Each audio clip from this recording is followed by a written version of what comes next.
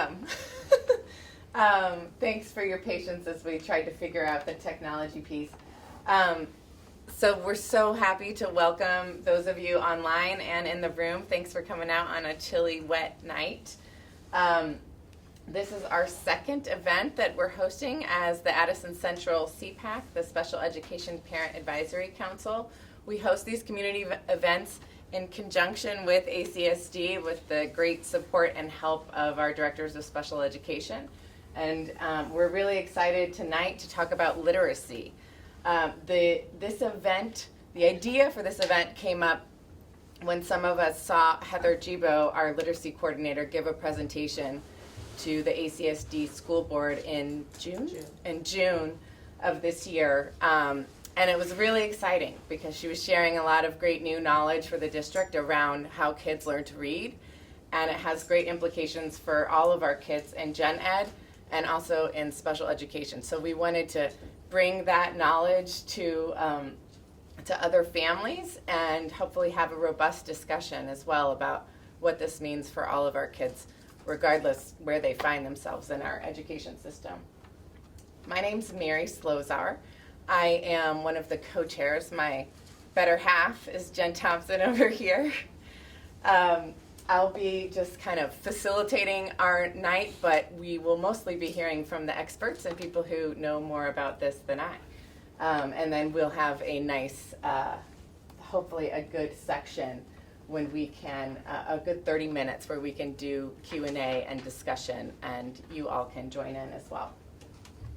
So everybody should have a program.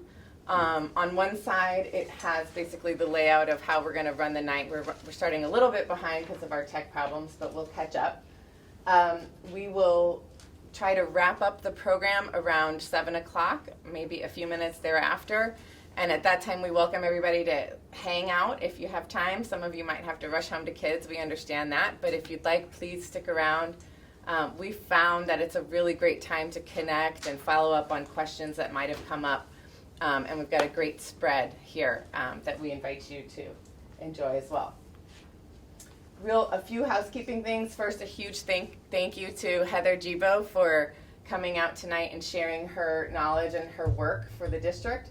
Also to our student services, which includes our directors of special education and all the support staff. And Nicole Carter, the director of equity and student services, has been a big supporter of our work. So big thanks to them. And then, of course, the many SEPAC volunteers that have helped make this event possible. So want to make sure everybody knows MCTV is here recording. That's just a way for us to try and share this event with more people for those who weren't able to attend. We want to make sure you know that when we do have the discussion portion, be mindful that it is being recorded, so that you might filter what kind of personal information you share, okay? For folks in the room, hopefully you found the sign-in sheet. That's helpful. We have your email and we can send you follow-up information. You've got your handouts. The restrooms are down the hall to the left and then another left. Right. Yeah. What they said, I need to learn that. I always forget. Folks online, do you have the handout? No, I need to send it. Okay, we'll get you, as soon as I stop talking, I'll put a link to the handout and also to the presentation in the chat, so you have that. It's your choice whether you have your camera on or off. There's no expectation there. And if you have any issues or questions that come up, please just chat, put a message in the chat, and Erica will help you as soon as she can. Anybody have questions before we jump in a little bit? Okay. In this slide deck, I'm going to actually not do these slides just because we're running behind. But I encourage you, when we send out the follow-up information, to look through it. It's just high-level information about the SEPAC. Some of you may be new to our organization and what we're doing. So there's a few slides here about what we do, who we are, important things that a couple high-level things I would just mention is that we are an organization that's run by parents, defined broadly. That could be educational surrogates, that could be grandparents, anybody who is responsible for the education of the kiddos in our district. So we're run and organized by parents, but we work really closely and collaborate with our school district, including our directors of special education who are with us at every meeting discussing every issue with us, as well as 2 members of our school board, Joanna Doria and Suzanne Buck. They can't be here tonight because they're interviewing a superintendent candidate. So, but anyway, it's a collaborative relationship, and that is part of the magic that we hope will help serve our school district moving forward. So, moving on to Heather. We're going to turn it over to you. Heather is currently our literacy coordinator for the district, and she was previously first grade teacher. Yes. At Mary Hogan. At Mary Hogan. We've just included her email address just so folks have it. And I'm going to turn it over to her, and I will, you didn't just tell me as you want me to move through slides. I'll just give you a nod or something. Yeah. Right? Okay. Next slide. Yeah, so I have been back in Vermont for about the last 8 years now.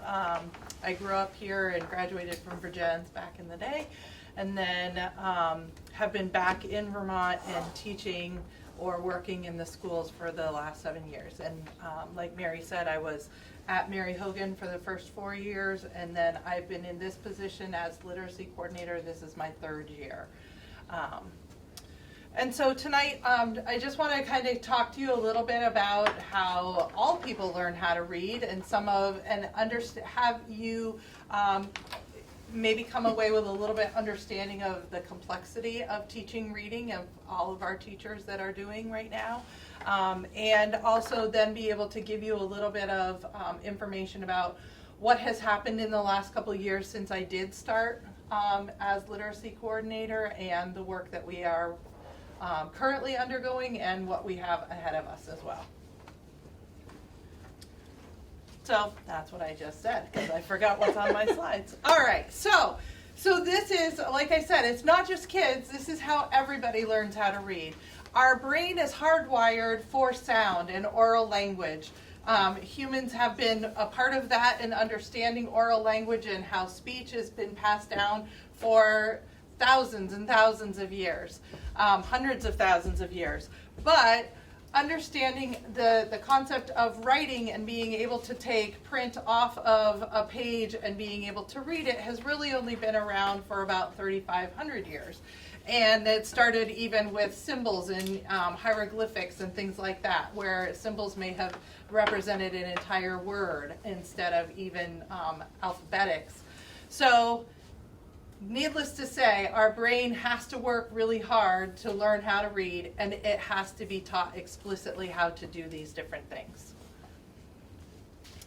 And so this is just kind of an idea of just a few of the pieces of our brain that are involved in learning how to read. Our visual cortex is taking in all of the things that have to do with what our eyes are seeing, and it really relates for learning how to read in terms of an orthographic processor, of being able to take a letter up and understand what that is. When we see things, a chair or a tree or a cat, it doesn't matter if we're seeing the front of it or the back of it, or if it's a picture and it's upside down. We can see that picture and recognize what it is very quickly. When you do that with letters, that doesn't work so well. A B and a D, or a P and a Q, we have to be able to flip those letters around, and our brain has to work on that to understand that. So that's one piece of our brain that helps in that. Then our auditory cortex, and it's the phonological. And phonological, the root phone, P-H-O-N, has to do with sounds. So our phonological processing is kind of being able to hear sounds and be able to manipulate and understand whether it's the sound of a bird or a truck, or if it's your mother's voice or your brother yelling at you. So there's a lot of things that we have to then be able to discriminate from.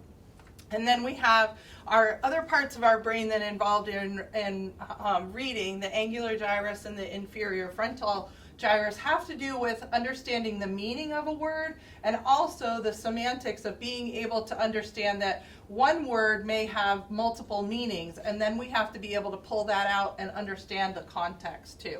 So this is just a small hint at all of the places of your brain that and more that are firing off to be able to read something. Go ahead.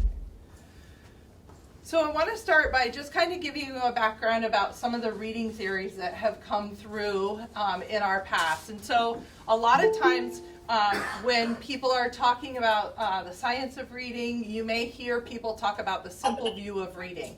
And the simple view of reading was developed by Goff and Tunmer, and it came out, they presented it in some research papers in 1986.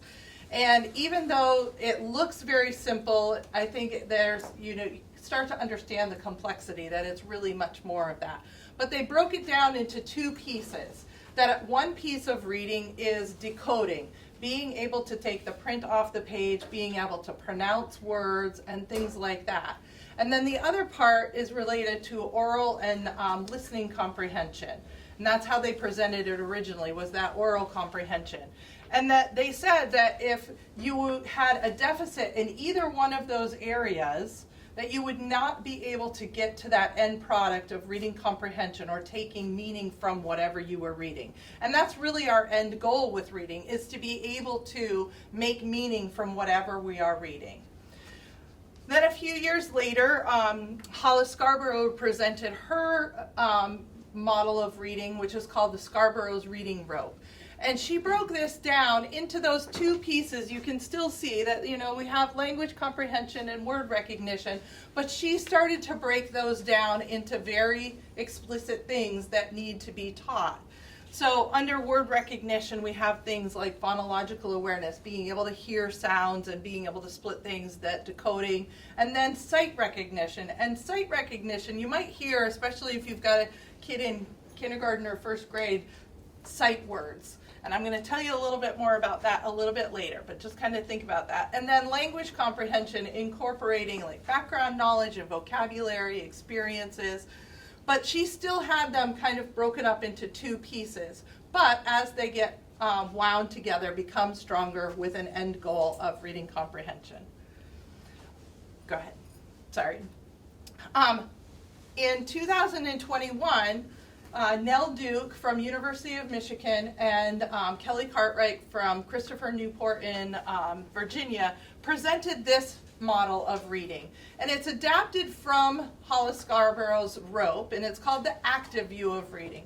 And what really is an important part of their work with the active view of reading is that, one, it's not anything that's totally separate. You can see here in the middle that there are things that kind of overlap. And so think of it more like bubbles that can kind of move around, and that there might be times when one thing might be a little bit more important than another, but all of these things are important to this. And then one thing that both the Simple View and Scarborough's Rope don't bring into account are what a reader brings, what that student or a person brings to that in understanding reading. And so they really build in a lot of what students bring in terms of motivation and engagement, what they have for executive function skills, and maybe that's a place that we need, that students may need a little bit more focus. But then, like I said, you can see that some of the terminology between word recognition and language comprehension is taken from Scarborough's Rope, but it's manipulated in a little bit different way. So I'm going to go very quickly through some of these things because I want you to come away with an understanding of all of the things that go into teaching reading. And then we'll talk about what we're doing in our district. So like I said, a little bit about self-regulation is, how can we get kids engaged and motivated about what they're reading? And there are things that we can do to, whether it's finding out what they're interested in, and so we're sharing books and topics that they're interested in, finding things that we could hook them in to be able to do some of the later work. And then, like I said, executive function skills. There are so many executive function skills that are so important to reading and reading comprehension. And I, for one, did not get any of that in my bachelor's, and I didn't get it in any of my master's work in literacy, and I didn't get it until I started taking classes for language-based learning disabilities. So these are things that we don't all, as educators, there are pieces of this that we don't have when we come out of our college when we have a degree. So it's an ongoing process. But then another part of that active self-regulation is also being able to, after you have learned, say, different comprehension strategies like visualization or prediction, visualizing what is, what's happening in a story if you don't have pictures. When it comes to those strategies, not only do students have to have been explicitly taught those, but then they have to be able to determine which of those strategies is going to work best for me depending on the text that I'm reading or what I can relate that to. All right, next one. So now I'm going to kind of go through, I'm starting at the top and I'm going to go through kind of those decoding skills. So like I said, anything that has the PHON, phone, is having to do with sounds.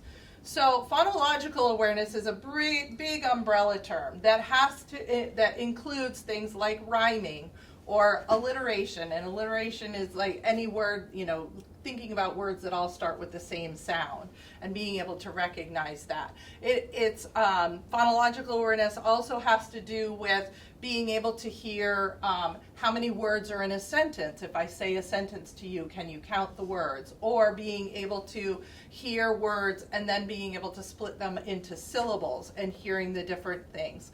Phonological awareness really kind of you're thinking more about bigger chunks. Then one part of phonological awareness is phonemic awareness. And phonemic awareness is being able to hear every single sound.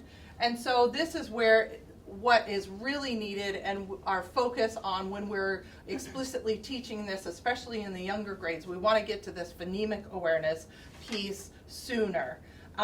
We can still have fun with rhyming and things like that, but if we can move to that phonemic awareness and being able to split apart sounds when we hear a word. So I've got some examples of some things that I might do in a kindergarten or first grade class. I might say, say hat, and the kids will say hat. Okay, now let's tap it out and we're going to hear the sound.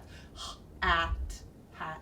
So being able to take apart those single sounds is important because then we can do things with them, right?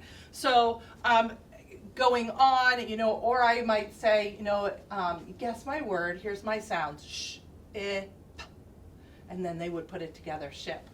But then it gets to be more advanced when I say something like, okay, with the word cloud, now instead of cloud, change the k to p and be able to say plowed.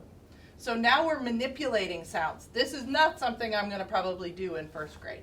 But it is an important part of being able to then be able to relate that to the phonics or being able to relate that to the letters. So we do have things that we are doing in our classrooms that are focusing on this phonemic awareness and getting kids to that and assessing them at that.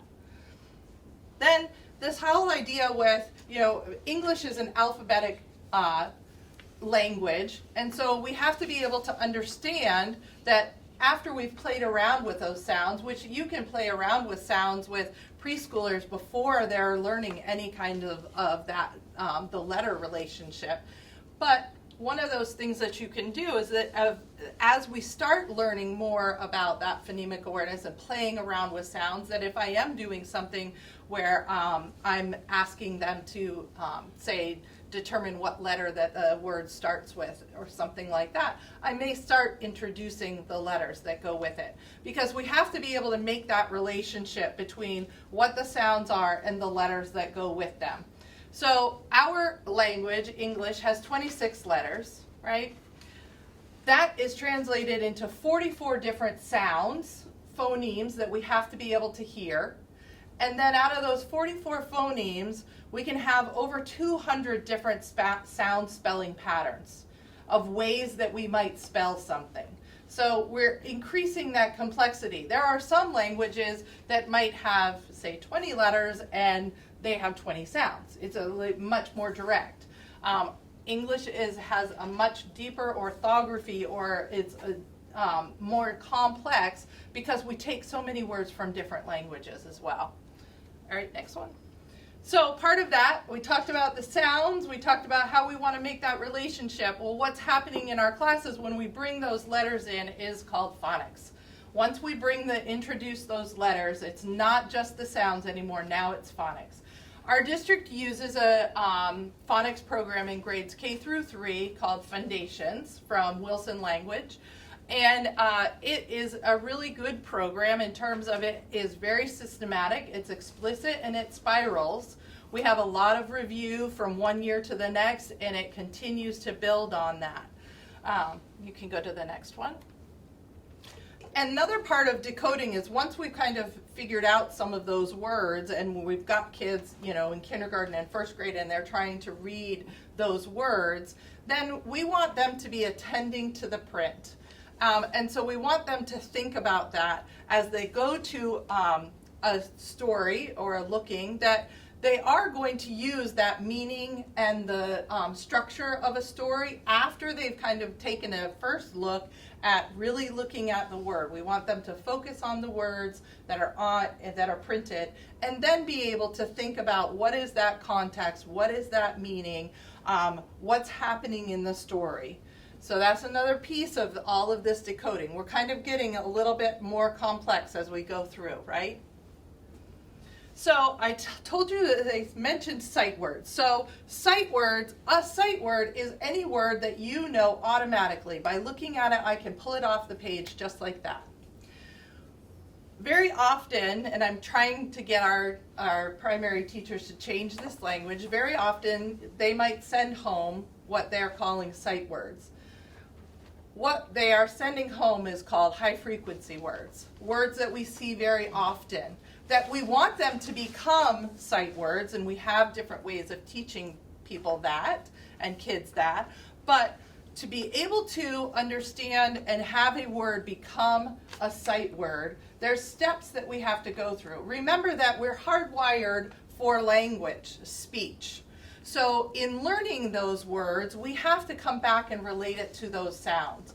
So if I was in a classroom and instructing a word that is very high frequency and I want kids to learn that word, I'm going to talk to them kind of through this process. We call it orthographic mapping. That's the process that our brain is doing already. But when we're teaching kids a word that, especially that might be tricky, that doesn't follow some of those rules, then I'm going to walk them through a process of kind of pulling apart what their brain is already doing. So I would talk to them, and for instance, like with the word was, it's a really tricky word for young kids because the letters that you see don't make the same sounds that you would think, right? So I would talk to them about was. Was is kind of it's a past, it's a word that we use in the past, that I was a little girl. And I would give them some of that background and that context and the definition, and then I would talk to them about what are those expected sounds that you hear in that. Well, if it's at the beginning of first grade, really only W is making that expected sound. And then that U, the U sound or the is being represented by a letter A. So I might put a heart over that, and we call them these heart words that we have to learn a piece of. The Z at the end of that Z sound, is actually only temporarily irregular because about halfway through first grade, they learn that the letter S can make the Z sound. And that actually the S makes the Z sound more often than Z does. So we talk about that too. So that's a piece that it's only irregular for a little while, and we'll talk about that. But pieces of things that we would do is really making sure that we are incorporating that sound, the meaning, like think of that back to that first slide of those processing units that our brain is happening. We want to tie all those things that we are hardwired to those letters that we have to learn. Okay. So the unique part about the active view of reading compared to the simple view and to Scarborough's rope is that we have these components that are called bridging processes that can kind of move between the others. A lot of times you often hear people referring to like, well, we're teaching kids they're, learning to read, and then they get older and they're reading to learn. Well, no, we don't want that. We want to be teaching reading to learn and learning to read at the same time. We want kids to have, rich experiences with rich vocabulary and language, even if they can't read everything. So this is kind of where that comes in. Yep, you're good. So one of those is understanding print concepts. Depending on, our grade level, in early grades, we would be really specific and explicit about, reading from left to right, where we go next at the end of the line and coming back, understanding about punctuation and capitalization. As we get into advanced grades, we would be talking about more complex sentences too, but understanding where we're going, what parts of a sentence there are. And then reading fluency really kind of is definitely one of these bubbles that can kind of go back and forth. Reading fluency is being able to read something with expression, with an appropriate rate. We often will talk to kids about that when you're reading fluently, it's like you're having a conversation. It's not too fast, it's not too slow, you're having a conversation, but you're also, a part of that is what we call prosody, of being able to read with intonation and be able to, emphasize certain things, be able to show and share emotion through how we're reading things, that all of that is a part of fluency. And fluency is really, really hard if you can't pull things off of the page. If you can't decode, then fluency is not going to come until you are, able to do that accurately. And the comprehension isn't going to come unless you can read fluently, because then you're not spending all of your mental energy pulling that print off the page. Vocabulary knowledge is another piece that's really important for both of these places. If I'm reading in kindergarten or first grade, I want to be able to find a text that has really rich language. If students are hearing language that is more complex and vocabulary that is complex, that when they do see it in print, they're more apt to remember that word. They're already going to have, again, going back to what we are hardwired for, if they hear it in a storybook and they start to understand a meaning and definition for it, then when they see it in print, they're able to make those connections easier.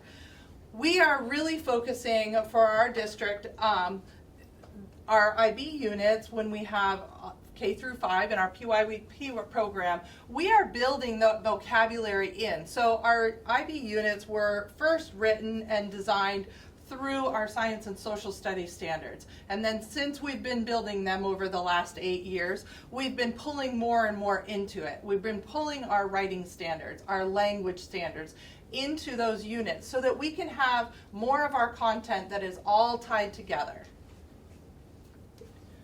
So another piece of that bridging is understanding morphemes. Morphemes are the meaningful small bits of language. It could be a root word like cat, that is one morpheme, but then we also have things that we might add or subtract or add to words, like prefixes at the beginning and suffixes at the end. We also get into, as kids get a little bit older, we will talk about some of those Greek and Latin roots as they get in there. But that is really important, and that, now I'm not going to remember exactly what my percentages are, but for both prefixes and suffixes, there's about 4 prefixes, I think it's around 40%, that just 4 prefixes, if the kids understand that and know what those are, then they have 40% of any word that has a prefix. For suffixes, it's higher, it's about 70%, and it's S, ED, ING, and ES. If they know what those words or those morphemes are, when you add that to a word and have an understanding of what ING might do, or the S or ES, that then they are able to take apart a longer word. They can see what those pieces are that they recognize. This is my favorite. You're going to come away with a new vocabulary word. This is graphophonological semantic cognitive flexibility. So what this means is that when I'm reading and I read the word W-I-N-D, I can figure out, am I going to say wind or wind? I'm going to be able to figure out from the context what the meaning of that is very quickly. So it's a fun word to say, but it basically is having an awareness that as you're reading, your brain is very, very quickly being able to adapt and make decisions about the meaning of that word, understanding the context. You know, by the time you get, if you're reading something and you're reading something like, now I'm not going to be able to come up with something on it, but if I was to read something with wind in it, W-I-N-D, I had to, wind the clock. I would know depending on the context, I would know how I'm going to pronounce that word before I got to it. Because I've already my brain is already thinking about what is surrounding it, right? And you can see, again, morphemes are really important because then if you know, grapho is to write, the phonological, the phon is that sound piece, the semantic is kind of understanding the meaning of it, and then that cognitive is to using your brain. Then we have our language comprehension bubble down at the bottom. And so this is the culture and content knowledge is having an awareness of the people around us in our community, having an awareness of what our experiences are that we're bringing to the classroom and bringing to our reading, and being able to think about the different cultures that we know about and bring all of that knowledge. So anything that we are doing, and we have a lot of IB units that do this, around really looking at our bigger world view and understanding different kinds of people and different kinds of situations, then that can all build to a student's comprehension. Go ahead, Mary. Another piece of this is also thinking about, as we're reading, being able to understand different genres. A science fiction novel is going to look very different than a storybook or an informational text. But we also know, as we start to think about fairy tales, there's a certain framework that we might see of 7s and 3s and, magical things that as you start to learn about different genres, you kind of build that understanding of when I read another book that's similar, I already have an idea of what that structure is going to look like and be expecting certain things from different texts. Another piece of that comprehension is like idioms and similes and playing around with words. Amelia Bedelia, any of those multiple meaning words and what that means. The more we can play around with that, students have more adaptability as they're reading new text and understand that there's some very simple words, even like what I just said, like bow or bow or wind and wine, that they look the same but they can have very, very different meanings. So these are just a few examples of some books that have a different piece of perspective or things like those idioms. Go ahead. So that language structure, that's kind of understanding what a sentence is, what it should look like, understanding what might come first in the sentence, being able to unscramble a sentence and being able to play around with that. All of these kinds of things that we are addressing both with our reading and understanding or with when we're reading aloud to students and reading that rich literature, but then also being able to make that transition as they're writing as well. And then theory of mind is the last thing that is included in the active view of reading. Theory of mind is when you are able to step into a book and you are able to take a character's perspective and understand that character, to step into someone else's shoes. And so this is really, really important. And the books that we would share with kids are going to be these are narrative type books, right? We're not going to get so much theory of mind out of an informational book about dinosaurs. But just sharing this type of book with students and being able to then have conversations around their perspective and how a character might feel in a book builds that empathy. So that's kind of the active view of reading. Just a few things to teach kids, right? So the good thing is that a lot of those things overlap, right? I can do vocabulary and I can, pull in theory of mind depending on the book that I'm reading. There's a lot of overlap. But these are things that our educators are thinking about. And certainly there are certain times, in a student schooling that one area may take precedence over another. But even in our early grades, when we are focusing mostly on that decoding bubble for the most part, we are finding ways to bring in the vocabulary and to share other things and have really good discussions with our students around that oral language that they can understand. Let me just take a look at it, make sure. Yeah, okay.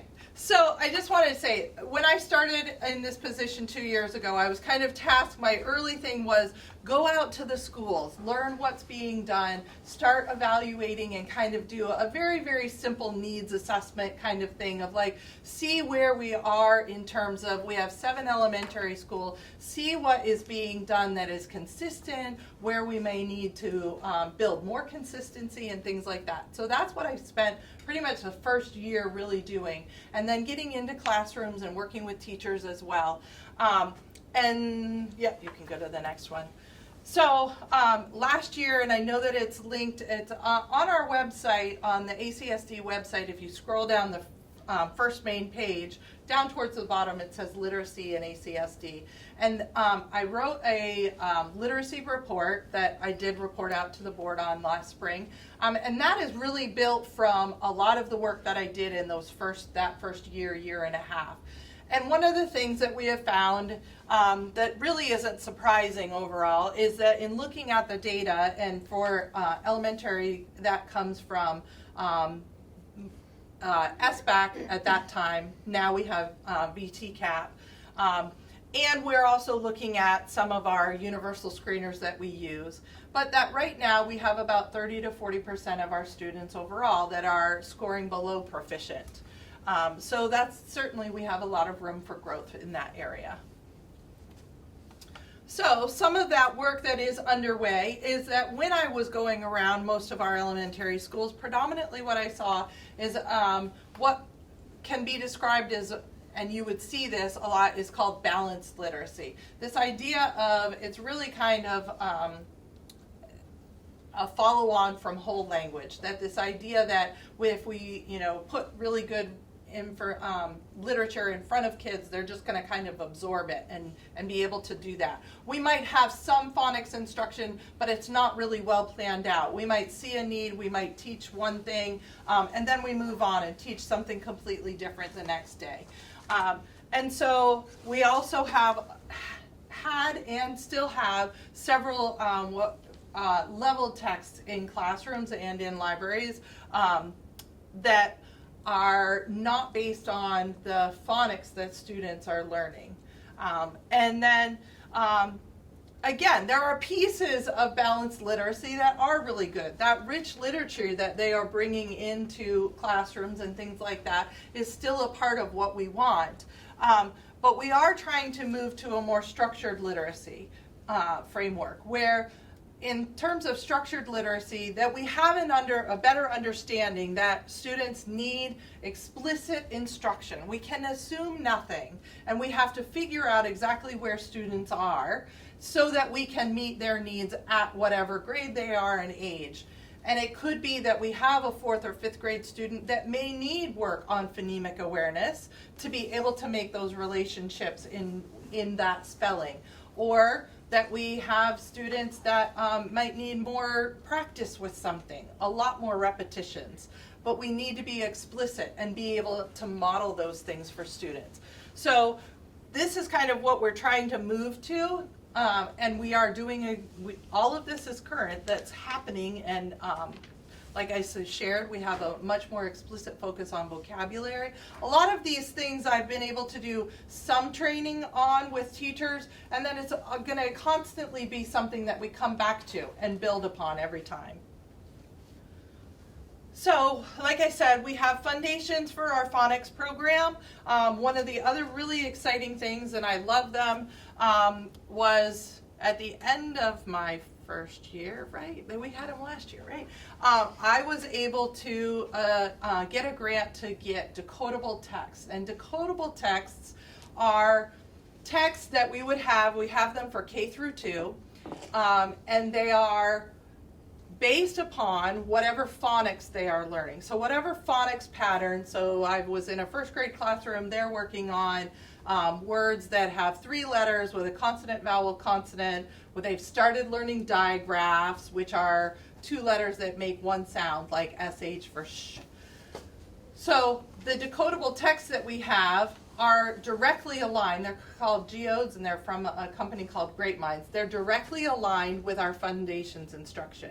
So whatever the teacher is sharing and teaching kids in the phonics lesson can then be applied and used when they're reading these texts. And the text range for kindergarten, when they start really getting into the text, their decodability is around 90%. We get to first grade and into second grade, it drops to about 80%. There are decodable texts out there that are closer to 100%, but they're very, very dry. They're made up, like they're using words that we wouldn't normally see very often. So the decodable texts have gotten much, much better in the last decade, but they still need some improvement. But I feel like the geodes texts are a really good resource, and the kids love them. They are, they're so engaged with them. The really great thing about geodes too is that they not only were designed to be decodable and align with our foundations program, but they also were built from a knowledge building framework. So we have books, the K through 2. Throughout that span of 3 years, kids visit up to 30 different countries. They're learning about, they're reading biographies about artists and inventors and important people of very diverse backgrounds. They're learning about, I'm trying to think what I know what classrooms I've been in recently. And first grade is doing a whole thing around all different kinds of stories and libraries. And they were reading a book called The Story Ship about a library that's on a boat and around Norway. And then they're talking about, then they look in another unit, they're talking about natural resources and the wind, which is really cool. There's not direct overlap in terms of the timing with our IB units, but it is really exciting that there is a lot of knowledge building that kids will then use in a future IB unit, or that they have had, and then they can kind of associate that with what they have done. And we're talking about maybe doing a little bit of switching around with some of our things, of like being able to tie more of that in. But I think that, really having more, we're also focusing a lot more on phonemic awareness. I think that overall in K and 1, we were doing it maybe a little bit more piecemeal, of like, it's fun to read poems that rhyme, it's fun to talk about words that, all start with the same letter. But we do have now manuals, and I've been working with teachers around learning more about phonemic awareness and being able to incorporate that as a part of their daily instruction. The cool part about phonemic awareness is it's super, super important and just so transferable to as students learn how to read, but it doesn't take a lot of time. Just playing around with sounds in a very explicit and systematic way for only like 5 or 10 minutes a day can make a huge difference as they are starting to make that relationship to the letters. Let me see. All of our interventionists have taken Orton Gillingham training, which Orton Gillingham is not a program. It is basically, it's using different kinds of multisensory strategies to go through that phonics, to make those associations between the letters and the sounds. And so we do have our interventionists are trained. Several of our K through 2 teachers had the opportunity to take the training last summer, and they have done that, and we hope to be able to offer that more. So it's really kind of bringing in other strategies that teachers can use. Interventionists are using, special educators have also had the opportunity to take that training. And it's just another layer of expertise in understanding the English language. Like I said, we've been doing a lot of our work and tying it in with our IB units. We have grade level team meetings, so all of the first grade teachers in the district get together. We actually had a meeting tonight. And then we also have time during our early releases that we meet with, Joy is one of our PYP coordinators. Hi Joy, thanks for the friendly face. That we work very tightly together because we are trying to build that awareness together of the literacy, the language, our social studies, and our science through that. So this is kind of things that we are working on, continuing to work on. Some of these things have happened. This was my big pitch to the board because my position is ESSER funded. So this on paper right now, might be my last year. I don't really think so. I think that I hope that I've made enough changes that's not going to happen. But we are working toward having more training around our universal screeners and also teaching educators about some of the diagnostic assessments that we can use to really hone in on figuring out what students' challenges it might be and directly addressing what those are, and being able to use common assessments. One of the things I found when I did go around to all of our elementary schools, and this is just one small example, was that in terms of, say, phonemic awareness and assessing kids, out of our 7 schools, we were using 5 different assessments. We can't have a conversation about what that information is when we're not all using the same assessment. So that is another place that we are working towards more consistency. And also maybe adding some other preventative screeners. And then another piece that Joy, Brandy, and I, Joy and Brandy, our PYP coordinators, and myself, are trying to encourage educators to take part in coaching. Because really coaching and having one of us in the classroom to make observations, but then also talk with educators about what they want to work on, what they are seeing challenges, that we can come together. And I have the opportunity that that educators don't often have of being able to dive into research, and I've done a lot of it in the last 3 years. And so being able to share some of those things with them and hone in their practice as well. Other things, just a couple things that we're working on and doing right now. Like I said, we are bringing a lot of the writing into our IB units. I just did a session with K through 2 teachers last week around using sound walls instead of word walls. Sound walls are based off of kind of understanding those 44 phonemes and being able to understand the different sound spelling relationships with that and being able to use that. A lot of teachers may have word walls in their rooms, and word walls really kind of just focus on one word at a time, where sound walls are organized by the sound, and so they can apply that, and students can use that sound wall and use that information. And also a lot of the sound wall too is really having explicit instruction around what your mouth is doing, the articulation that your mouth is doing, and having kids really focus on that as they're making those sounds. And that's a really important piece too, to be able to have a conversation with kids about what their mouth is doing, their lips, or where their tongue is hitting to make those sounds. And then I started getting kind of my toe in the water a little bit at the middle school and high school level a little bit last year, but we have partnerships for literacy and learning, which is a Vermont nonprofit that comes and they will do a needs assessment for schools and then also have recommendations in terms of future professional development. And so PLL is currently this fall doing a needs assessment for the middle school and the high school, and then they've already done interviews and observations at the middle school. They're doing observations at the high school the week after break and doing a lot of those interviews with teachers and with district leadership. And then in February, they will present information to staff about what their recommendations might do. And I'm also doing a lot more work too with our IB coordinators at the secondary level too. So that's really exciting. One of the things you've heard me talk a lot about vocabulary, well, they're really working on vocabulary at the secondary level too. So it is really nice that we've got some really consistent things that we're all trying to work on at the same time.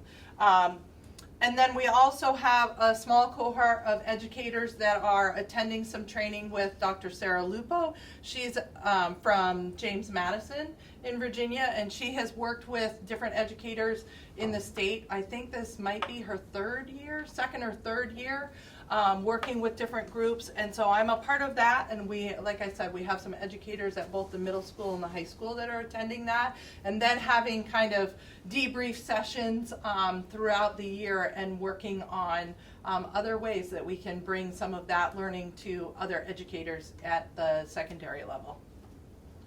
Whew. I'm almost done. You're doing great. Whew. So I think I've kind of already covered a lot of this. That this is, these are kind of those goals that I have of continuing that work around. Like I said, a lot of these things are things that we may not have gotten in our teacher prep programs, and that we are learning more to build that expertise through education with our teachers, and that a lot of these things we're going to do some teaching, they might try some things out, and then we need to come back to again. So it is a long process, but I have seen so many positive changes in the last year or so. It's really, really exciting to be a part of this. Whew! Thank you. Oh, it's you. Wait, they might have questions. Oh, no. We'll do the questions after, but I'll give you one breather, because I just do want to clarify a couple things that not everyone in the room might know.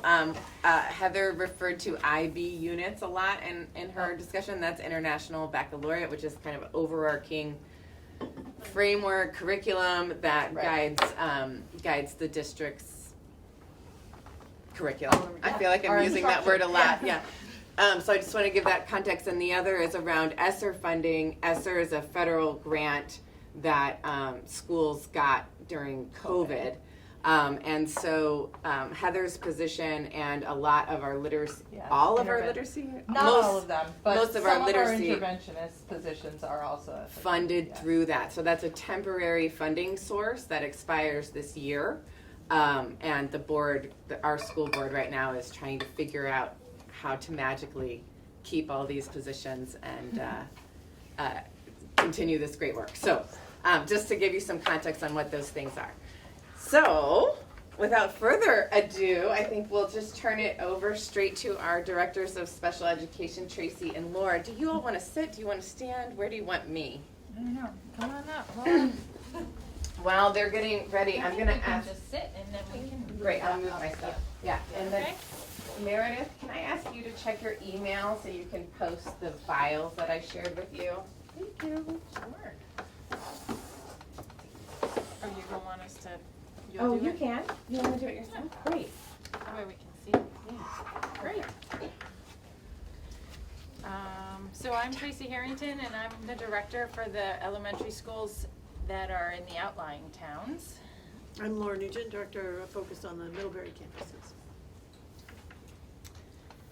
And to follow up what Heather said, which was amazing, and she touched on so many points, that we are here to talk about the instruction and intervention and support that's provided to students if the general ed curriculum and what they're receiving in their classrooms isn't enough, pretty much. So we have a couple things. Really, it's we're here to answer questions, so we want to make sure that you have time for that.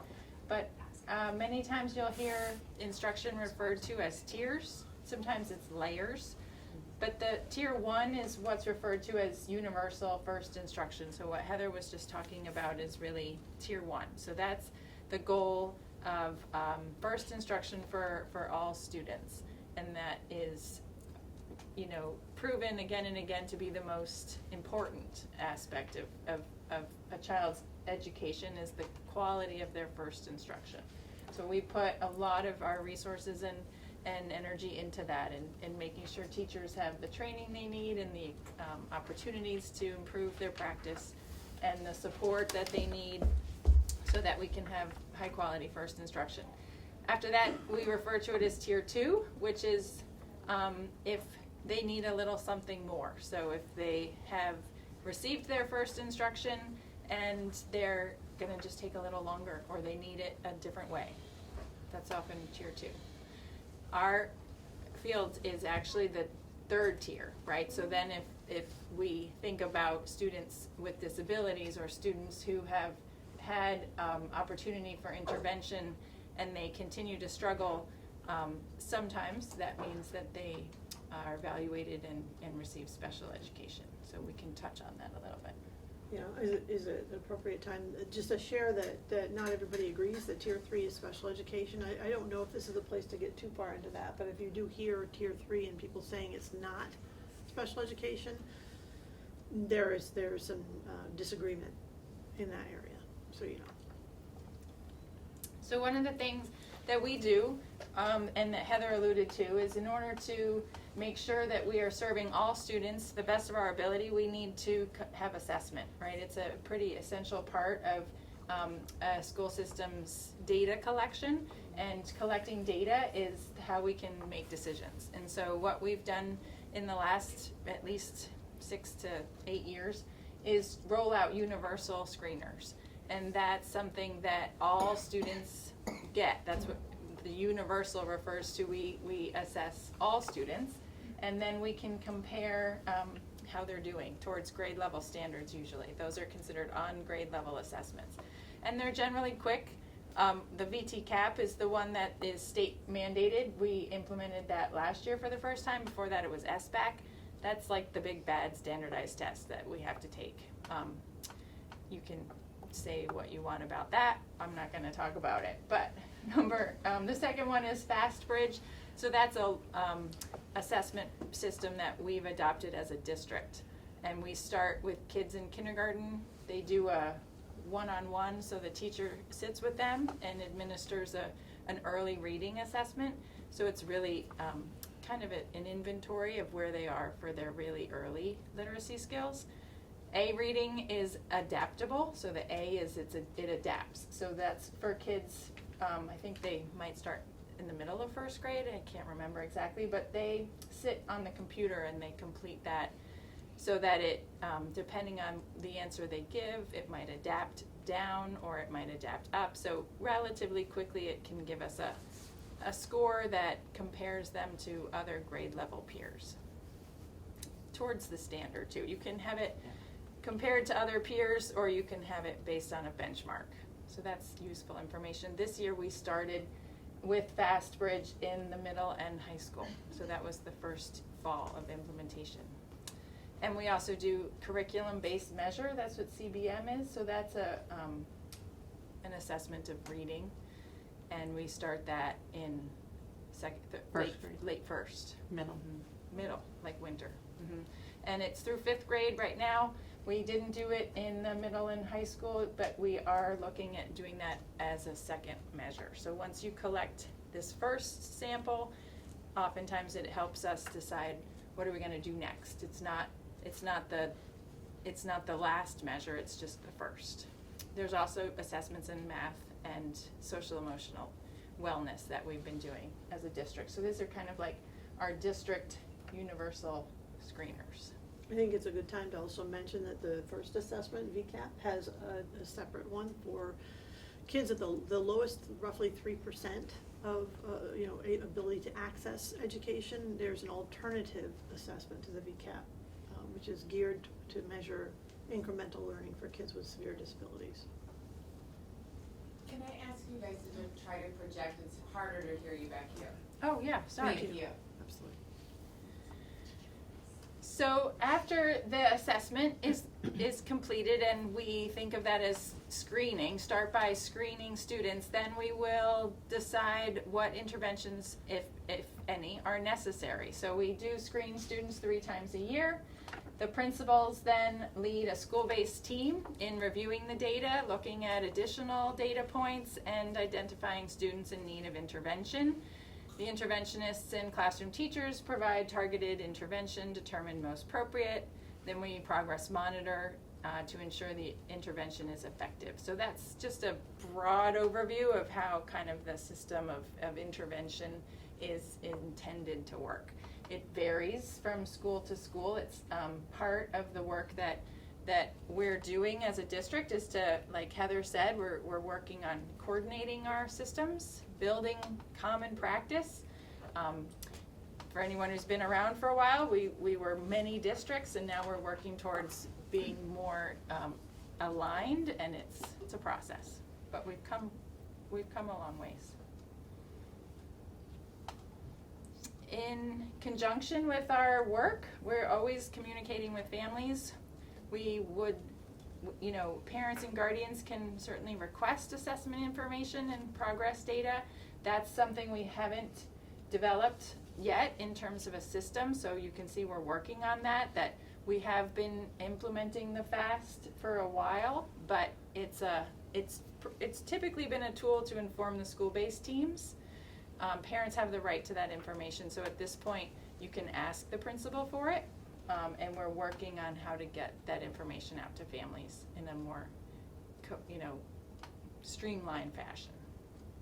But it's also, as with a lot of things, it's one data point, so it's not the FAST assessment when we look at it as buildings and teams needs to be looked at in comparison to other things. Classroom work samples can be oftentimes more reliable because there's variables in terms of any assessment. And then we have the work that we're doing as part of a multi-tiered system of support.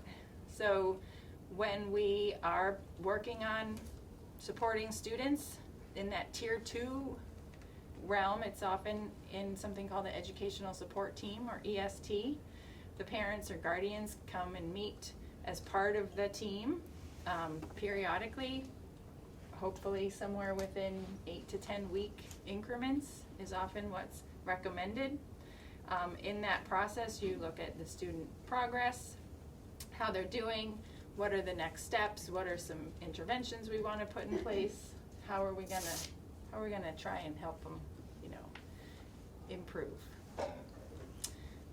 Targeted intervention is often what we refer to that tier 2 instruction as. Specially designed instruction is unique to special education in the sense that that's something that the team will decide through the special education process that a student needs. And we can talk more about that. I think that's all we got. Well, but there's a lot there for very good. questions. Sure. And I can Great. just toggle as you'd like. So we're gonna turn it over to Samantha. Hi everybody, I'm Samantha. A huge thank you to Heather and Tracy and Laura tonight. We really appreciate you coming out and taking time to make a presentation for us, an overview on literacy in our district and also kind of on the wider context of how you teach reading and writing, and thank you. We also are grateful for the work that you're doing with students in our district. That is, I'm particularly grateful for each of you doing that. And I wanted to take a minute to thank you. So we did want to take some time now to open up to our audience to see if anybody would like to ask any questions. Just a couple of things to keep in mind. It's important to us that everybody get a chance to speak. So if you just raise your hand and I'll make sure that I get to you, that would be lovely. If you want your question to be anonymous, there are cards on your seat. Yes. So I'll just Yes. collect those and. That would be helpful, thank you. And then I might try and reframe your question. If I reframe it incorrectly, just correct me, because I want your voice to be heard. And then we're also, finally, we're starting at a starting place where we assume that everybody cares about students in our district. And so we just start there, that we're all here because their learning matters to us. So anybody want to go first? And somebody online? That was just me. I was curious what you attribute the 30 to 40% being below expected levels, or I forget how you That was phrased off it. of FAST and SEPAC scores, which is in the literacy report that you can find. I've got tables that have those charts basically from our past, I think I go back 7 or 8 years, that kind of shows that both the FAST universal screener and then also SEPAC. But what do you attribute it to? Is it from Oh. COVID? Is it the way that things have been taught up until now? I don't know that I can put my finger on any one thing. Over the last 8 years, there have been a lot of changes in terms of, like Tracy said, that, and I've only been in the district for the last 7, or this is my 8th year. So I wasn't a part of anything that came before that, but I know that when I started, it was when all of the smaller schools and everybody was then we were consolidated, and that was our first year. It was also, and some of those changes of some of the drops were happening even before then too. So I don't know that we can attribute it to any one thing, because it was that happening. We were adopting and writing IB units. There was, then we've got COVID thrown in there. So there's a lot of different things. I think that, I think more of it is where we might know we can then make some changes.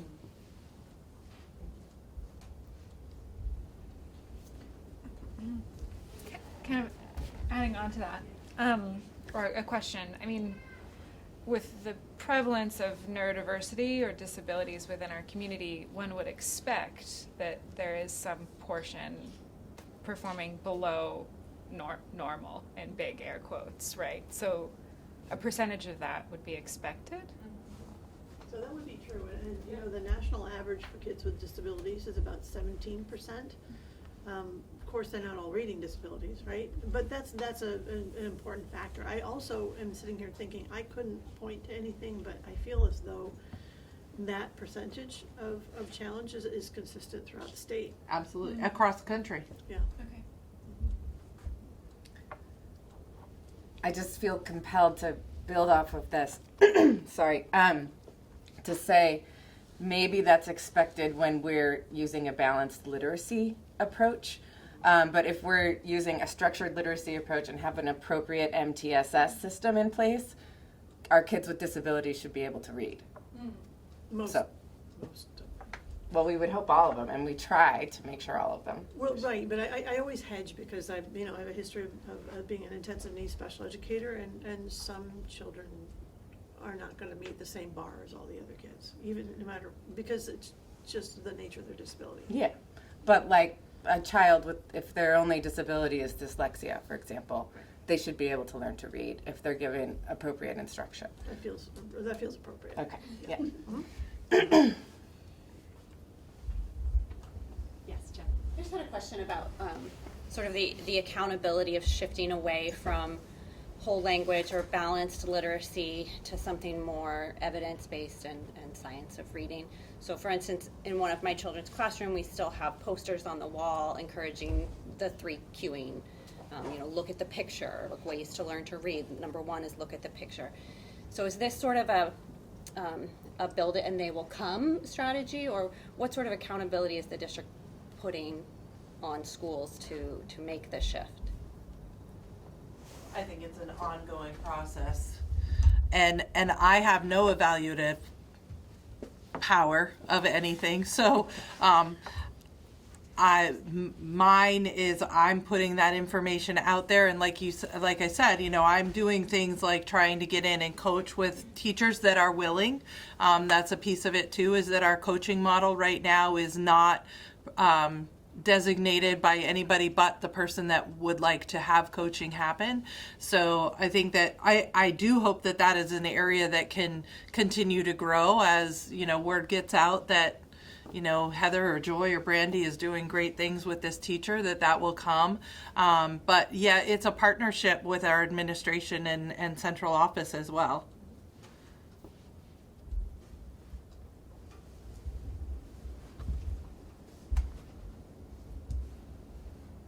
Anyone else?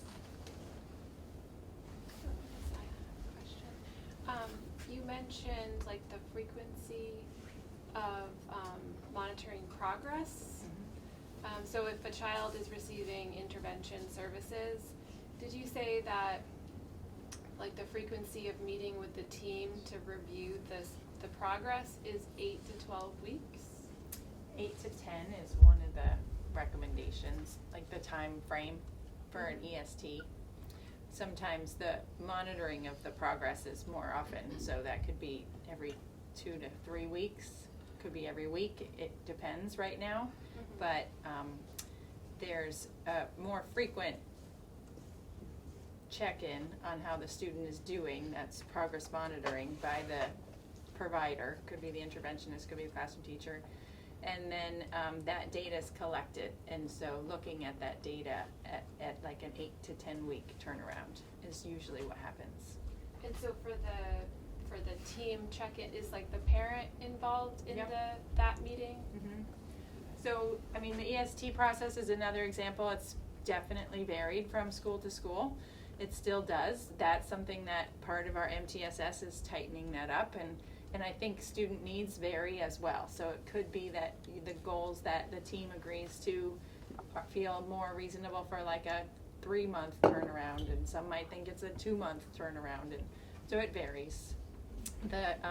There's guidance that's provided around EST, but it's not very tight, not like a IEP. Okay, thanks. Even though IEPs say no less than once a year, which to any of you who have kids on IEPs doesn't feel like enough, right? Yeah, I guess So that's where my that's, question I is. always, as a former principal, I always struggled with that. We'd be meeting every 2 months for kids on ESTs and annually for kids on IEPs. So we could definitely find a common ground. It's important that parents know that they can request meetings more frequently than that. Yes. Certainly more frequent data information, and also that the law under IDA, that special education regulations, requires that children with IEPs have the same number of reporting, have the same amount of reporting back to parents, both on their IEP goals and their other activities in school, as their peers, their typically developing peers. So at least as often as report cards and progress notes come out, people should be getting progress notes and reports about their IEP goals as well. And if that's not happening, please do let us know. My expectation is that it is, but that may not always be the case. And then if a student is particularly challenged, I mean, some parents don't want to have frequent meetings, but there are some kids with big challenges and parents who feel that they need to be involved, and that's something we want to encourage. Then we can have meetings more frequently than that. There's some teams that meet as often as every 4 weeks. I have a question about, so what I just heard was we're collecting data for tier 2 intervention and then tier 3 Tier 3 also, oh, for sure. Right, so can we see that data?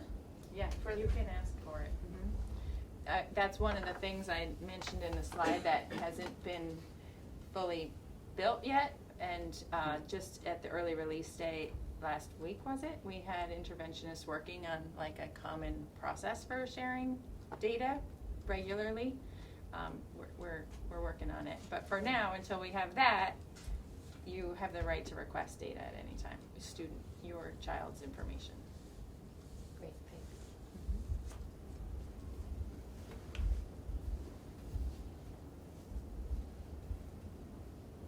If there's not another one, I don't want to suck up the oxygen, but I'm curious, a question that I think some parents might have is, so you described the process for how, building leaders and teachers use the FAST results to identify kids who might be at risk. What can parents do? Like, what can they do to try and identify if their child might be at risk without having to wait for a flag from school, or maybe that flag gets overlooked or something. So what could a parent That's do? a good question. Heather, what do you think? Because you spoke so much about things we can do with early literacy that feel like we could do them at home, we can do them at school. Do you have thoughts on? So many of the diagnostic assessments, it's not that they're overly complicated, but they hone in on very specific things. So I know, looking at FAST data and depending on, I was working with a teacher earlier and, we were looking, one of the reports we can get from FAST is called a screen to intervention report, and it will kind of flag some of maybe challenges that a student might have. And very often in kindergarten and first grade, phonics and phonemic awareness is going to come up because that's usually what that stumbling block is. And so, even just having an awareness of, what that scope and sequence is for foundations of what is happening in the classroom in terms of what is the phonics skill that's being worked on, in this unit. And teachers should be able to, be sending some information about that home with kids, of like kind of giving an update of whether we're working on, consonant, vowel, consonant words or digraphs, or if we're working on a vowel team, this is the vowel team that we're working on. The foundations at the end of every unit, there's a unit assessment. Basically, one unit lasts anywhere between 2 and 4 weeks. Most of them are around 3 weeks. So there's information that teachers would also be able to provide in terms of, say, that phonics piece, or, you can kind of see in what they're reading at home as well. Listening to kids read is a perfect example of kind of seeing where they may be struggling with fluency, or what they're bringing home, what the teacher's sending home with them to read. We have been working a lot on, that repetition piece too is so important. That, I think that this is one thing that I think I knew, but maybe I didn't really explicitly think about so much, is that in terms of in like thinking about intervention and what students may need, it may not be, some of it may be that a different strategy could work in terms of bringing in more multisensory strategies of, whether it's writing in sand, or, and I know I'm thinking mostly of younger kids because that's kind of where my brain goes, but doing a lot of different things with students that can build those repetitions. There's lots of games that you can play in terms of phonics and playing around with words and things like that. We can provide information about different diagnostics, but it would also take conversation around what that really means too. But there are things that teachers can also give you more information about what they're working on. I know that we've just gone through a cycle of parent-teacher conferences, right? That teachers should be able to share and are sharing, maybe where they have concerns and things that students can work on at home with their families as well. I'm not entirely sure that answers that question, but No, I think that brought to mind the parent-teacher conferences as well, which sometimes feel a little bit late, but one of the adjustments that we're making to the reporting system is to increase the number of opportunities families have to connect with teachers, so especially K-5. So that is something that we've heard parents looking for and that we're responding to. So opportunities in the fall, earlier in the fall, if it's the open house or if it's a just a check-in by Zoom, who knows, but always reach out to the teacher and ask them. So that foundation's scope and sequence, is that available? It should be consistent across the district K-3 for foundations. Yes. Is that right? Is that available online on the district website? I have a PDF I can share with you. Great. We can share that in the kind of follow-up materials. Yeah, that is really helpful. I was wondering if you could talk about like what the trigger is for an EST to start, and like the what and the when, and how, like generally, how is that approached across the district? Yeah, generally it's this one where if there's data that's collected when the data's been collected, it's reviewed by a school-based team. You may hear the phrase PST, problem-solving teams. That's something in the last couple of years that we've aligned ourselves with in the different schools, and it's sometimes the whole faculty, like in a small school like Ripton, the core classroom teachers and the principal and the special educator and the interventionist, and they review the data, and then you identify students who were flagged. You might literally see a flag depending on the measure, but you identify them as not having reached the benchmark, and so then you look into it. You know, you talk to the classroom teacher. You say, are you seeing the same things that we saw in this assessment? Let's collect some more data. Let's drill deeper is what they call it. Diagnostic is the tool for after you screen. You may do a diagnostic assessment, which is going to help you get into more explicit, like more discrete skills to really try and to drill into what the problem might be. And if you oftentimes we recommend you try some things, classroom-based intervention. So we want the teacher to be aware. They're going to start implementing some additional time and instruction for the student or students, and we check and see how that's going. And then if they're still not really making the progress you'd like to see, you could put an EST in place, which is when you pull the parents in and talk about goals based on the data, if that answers your question. And what sort of time frame does that, can vary from That what process? to what? Because, that's something I would want. It varies, but I'd say, so what we did this year is we exited students. ESTs are meant to be short-term by definition, so we exited students from their ESTs in the spring, and then we came back in the fall, and all students were assessed again. And when we got that data, it was probably, I think the assessment window really doesn't open until October. Yeah, I think it closed the first week of October. Yeah, it closed like the 13th.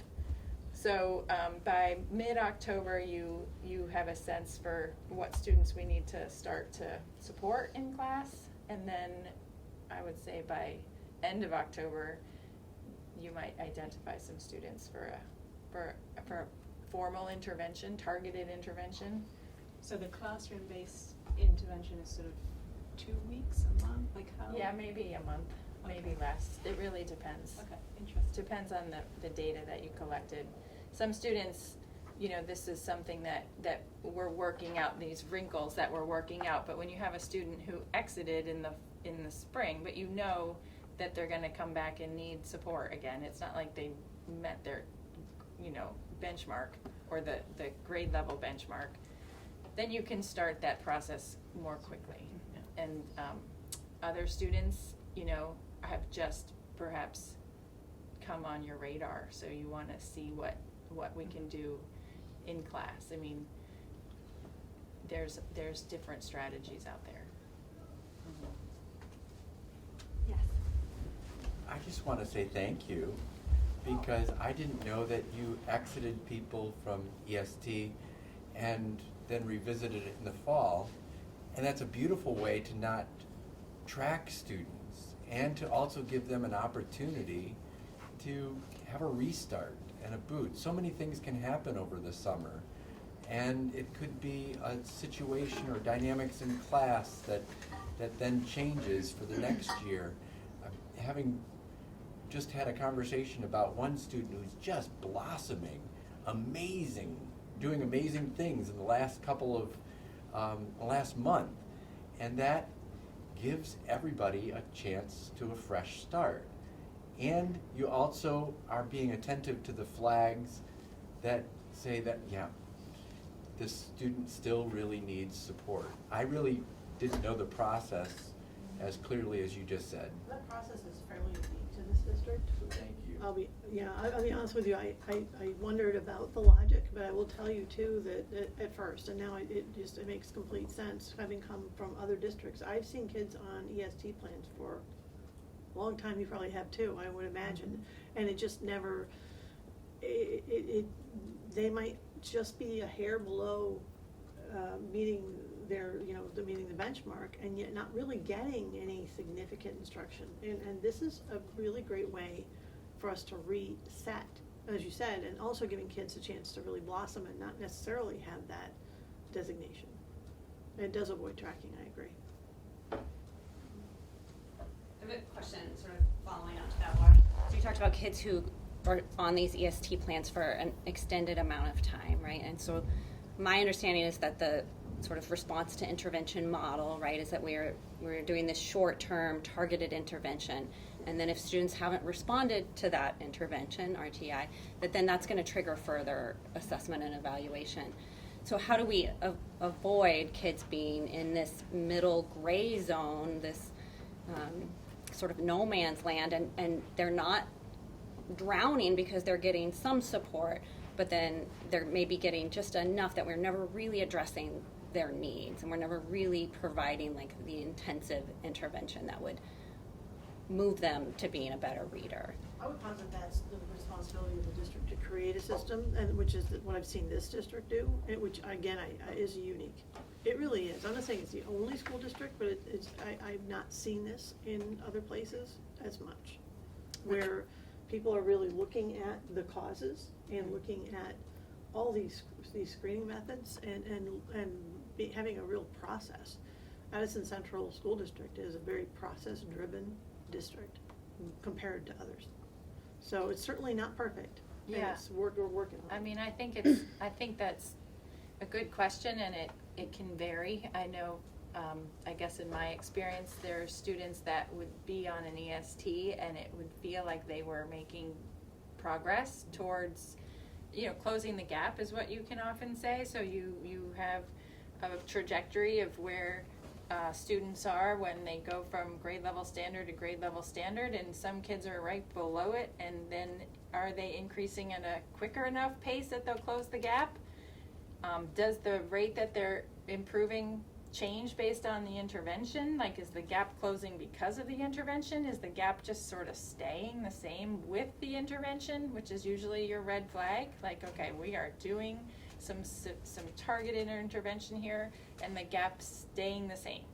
That's when you might ask yourself, is there something else going on here? And sometimes that leads to the intervention or to the evaluation, and definitely if you see, despite the intervention, there's a decline. The gap is widening.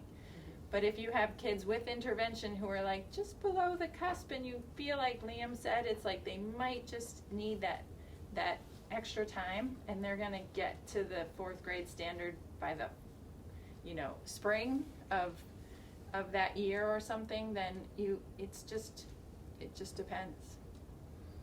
And in a real system with a really well built MTSS, and in our district, it's not that different.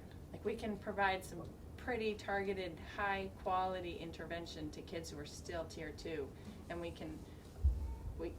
in some instances we can see that gap close over time without having to put a label on them. That's the goal, right, with MTSS, that we can support all students, they can make reasonable progress, and many of them don't need to be evaluated in order to do that. I'm gonna have to go to a parent meeting for my own kids who are doing a winter sport, but you're all we're welcome out of to time. Thankfully, it's here. It's just over in the Can auditorium. I just ask one final question? I'm channeling other parents. There, for a long time in our school district, this is kind of for you too, there's been this narrative, I'll call it a narrative, that we don't evaluate children for reading difficulties until they're in 3rd grade. A lot of parents are told that if they raise concerns about their kids in 1st or 2nd grade. my understanding from this work is that early intervention is the best intervention, and I just want to throw that out there because I know there's a lot of parents in our school district that believe that and don't even raise it because they're waiting. With their second child, they're waiting till they're in third grade because they were told that with their first child. Yeah, honestly, I'd love to hear Heather's answer to that too, but I will point, I would say we would need to define what evaluate means, right? Because if we're talking about special education evaluation, it is challenging to identify a specific learning disability in a child under third grade. It doesn't mean it's not possible, it's just more difficult because there's a wider definition of what's normal, what is expected, and neurodiversity in itself creates a little bit of ambiguity there at any age level, really, for what their normal is. So anyway, I'm sorry, Heather. Well, and I would say, as being that first grade teacher, that's a message that I heard too, and it was very frustrating. And I think that a piece of it is that piece of having not only our interventionists but also our classroom educators have a better understanding of those diagnostic assessments, so that when we do see a flag on, say, the FAST, that, and if it is telling us, well, you need to look at maybe phonemic awareness and phonics, that then we have a diagnostic assessment to do and have that information. And we have more and more people that are learning about that and having an understanding. And we are in all of kindergarten, across the board, across the district. Every kindergarten student was evaluated for their phonological awareness. The greater portion of first grade also was, and teachers or interventionists have that information. So, and same with phonics as well, that we can have a pretty good understanding and hone in on those pieces of that accuracy, that decoding piece of what students might need. Is it perfect yet? No, it isn't. But I think that overall, we have educators that are much more aware of where they can use those diagnostics and then be able to then form instruction around that. And I mean, I have been in a lot of the classrooms, and especially in the early grades, and there are really important things happening that classroom teachers are focusing on, and they're pulling in strategies that they have learned either through OG or through another resource for multisensory, or working on that phonemic awareness or phonics piece, that they're bringing other things in and rotating around. We've got kids that are working with interventionists on top. There's a lot of really great things that are happening, and teachers and interventionists, anybody that's being kind of flagged at that beginning of the year is being looked at pretty closely to see, are they making progress, and if they aren't, what else can we do, and having those conversations. So what I heard, just to put a finer point on it, I feel that it's necessary to say that I think that message came across to people, that you have to wait till you're in third grade to be evaluated, was because we were talking about special education only, and there wasn't a lot between typical and special ed. And what we're doing now is creating systems that mean that not only special educators are the ones who intervene. So the interventionists intervene, the classroom teachers are better differentiating their instruction and their ability to diagnostically instruct their classroom. So that's a really great thing. And the idea would be that we would have fewer kids who are misidentified with disability that just needed better or greater instruction, and are still more typically developing. But it's important to remember too that kids are not all one thing. No. And that there is a whole spectrum of how kids respond to learning, and that we should have lots of methods for teaching both kids with disabilities and those without. Thank you. Thank you so much. Thank you for coming to present and for answer coming. questions. And also thank you So nice. to the audience for taking the time to come out tonight. Please stay if you have time. I know Tracy has to run, but others of you may be able to stay and continue the conversation or just enjoy the snacks.